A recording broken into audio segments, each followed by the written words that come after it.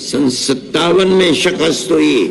مورخین لکھتے ہیں روح روشن مستقبل کتاب ہے، روشن مستقبل کتاب ہے، روح روشن مستقبل کتاب ہے.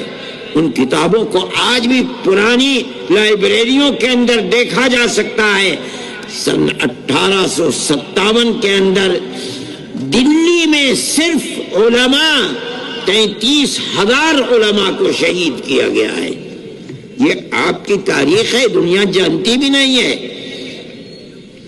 جب یہاں بھی ناکامی ہوئی تو اس کے بعد دارالعلوم دیوبند کو قائم کیا گیا.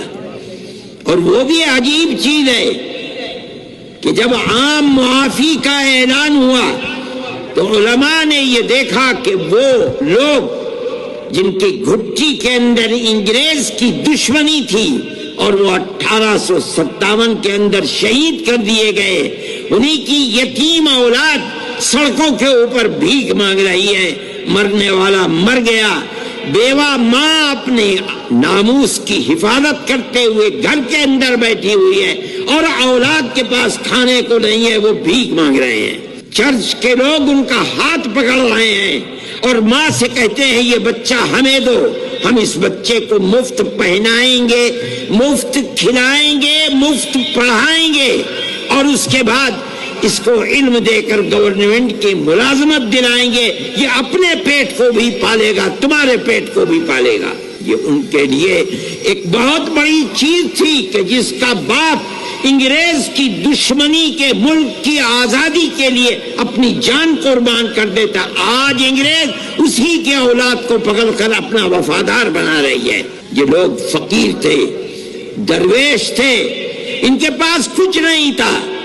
انہوں نے اعلان کیا، دارالعلوم دیوبند کی بنیاد ڈال دی سن 1866 میں اور یہ کہا اپنی اولاد ہمیں دو، ہم اسے مفت پڑھائیں گے، مفت لکھائیں گے، مفت کتابیں دیں گے، کھانا دیں گے اور مجاہد باپ کی اولاد کو مجاہد بنا کر دنیا کے سامنے پیش کریں گے. وہ اس میں کامیاب ہوئے. یہ حیرت کی بات ہے، انگریز اگر کہتا تھا کہ ہم اس کو کھانا روٹی دیں گے، پڑھائیں گے، اس کا دعویٰ یہ تھا کہ اس کی حکومت کے اندر سورج غروب نہیں ہوتا. ہندوستان کی دولت کو انہوں نے لوٹا تھا، وہ لوٹ رہے تھے، ان کے ہاتھ میں طاقت تھی.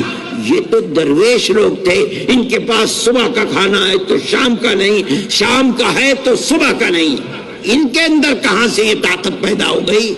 لیکن آپ یہ دیکھیے اور 150 سال کی تاریخ میں اس کے اوپر غور کیجئے، ان کے پاس خود کچھ نہیں تھا.